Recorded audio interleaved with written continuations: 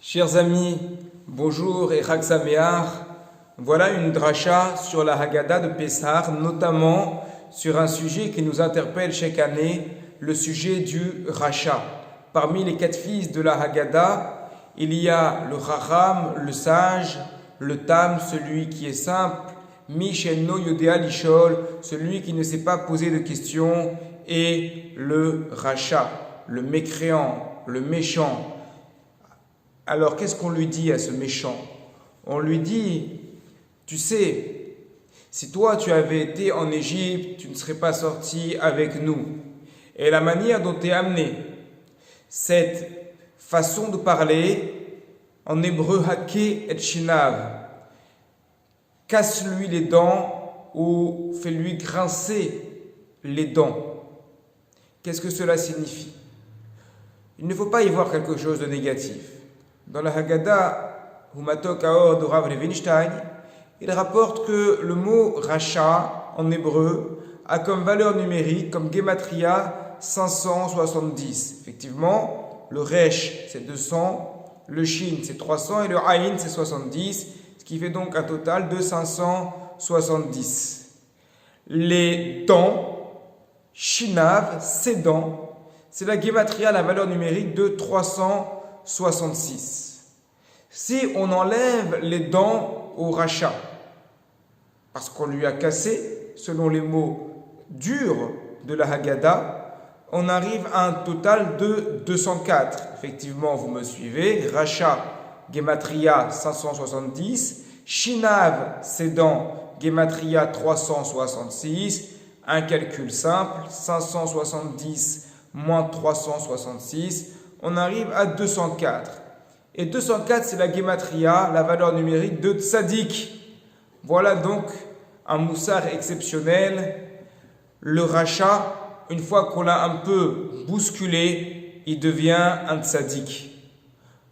Si on enlève les dents, évidemment, vous l'avez compris, on est sur le plan de la métaphore, si on enlève les dents du rachat, il devient un Tzadik.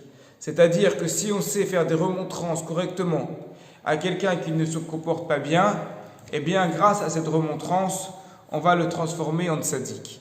Et c'est là tout le but, lorsqu'on a ce fameux rachat à la table de Pessah, lorsqu'on a cet invité, cette année effectivement c'est difficile, mais on peut les trouver aussi dans notre maison, parfois certaines personnes récalcitrantes. Lorsqu'on sait parler correctement à une personne qui est récalcitrante, eh bien, on peut la transformer de récalcitrant à Mekabel, celui qui sait écouter, celui qui sait changer. Et il y a à ce sujet un fait rapporté dans la Gemara Ta'anit, Daf Kaf Gimel Amud Aleph, page 23a, à propos de Abba Chilkia, le petit-fils de Roni Amagal. Lorsqu'il avait besoin de la pluie, eh bien, il montait sur son toit avec sa femme et il se mettait à prier.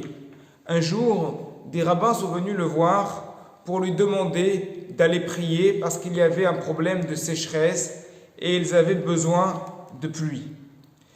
Alors c'est ce qu'il a fait, il les a laissés rentrer, il a avancé, il est allé chercher sa femme, ils sont montés tous les deux sur le toit et ils se sont mis à prier. Et voilà que pendant qu'ils priaient, un nuage est arrivé dans le ciel. Le nuage s'est mis au-dessus de sa femme et de l'eau a commencé à tomber au niveau de sa femme avant de s'étendre à lui également ainsi qu'à tous ses alentours, et la pluie a commencé à tomber d'abord sur le quartier puis sur le village, et c'est comme ça que la sécheresse a pu être arrêtée. Lorsqu'il est redescendu, les rabbins qui étaient venus le voir lui ont posé plusieurs questions. Parmi les questions qu'ils lui ont posées, et lui ont demandé pourquoi le nuage s'est-il arrêté en premier lieu sur ta femme et pas sur toi? Est-ce que ta femme a un mérite supplémentaire par rapport au tien? Pourtant c'est toi le grand Chacham, c'est toi le grand tzaddik. N'aurait-il pas été normal que tu sois entendu en premier et que la pluie tombe en premier de ton côté? Il leur a répondu, effectivement, c'est venu par rapport à ma femme. Parce que mon épouse, elle a quelque chose de particulier. Elle a un mérite qui est particulier. Moi, lorsque j'ai un problème avec des gens et ça m'est arrivé, alors j'ai voulu prier pour qu'ils meurent parce qu'ils me rendaient la vie impossible. Ils me rendaient vraiment la vie impossible. Mais ma femme, elle m'a dit, c'est pas comme ça qu'il faut faire. Il ne faut pas demander qu'ils meurent. Il faut prier qu'ils fassent teshuva. Il faut prier qu'ils reviennent en arrière, qu'ils reviennent vers leur Père, vers Hakadosh Baruch Hu, qu'ils arrêtent d'embêter, d'oppresser, de voler les gens. Voilà le mérite de ma femme. On retrouve ici également une histoire similaire par rapport à Rabbi Meir, qui lui aussi avait des voyous dans son entourage. Lui aussi ne supportait plus, il a prié pour qu'il meure et sa femme lui a dit c'est pas comme ça qu'il faut faire. Elle s'est basée sur cela, sur un psaume, le psaume qui dit dans les Tehillim, le psaume 104 verset 35, Hitamucha ta'im min haaretz urshaim od enam, qu'on peut comprendre d'une manière simple, les fauteurs disparaîtront de la terre et les méchants ne seront plus. Seulement, cela est interprété, les fautes disparaîtront de la terre et alors les méchants ne seront plus. Ce ne sont pas les fauteurs qui disparaîtront de la terre, ce sont les fautes qui disparaîtront. Et lorsque les fautes disparaîtront de la terre, à ce moment-là, il n'y aura plus de réchaïm, à ce moment-là, il n'y aura plus de mécréants, à ce moment-là, tout le monde deviendra tzaddik.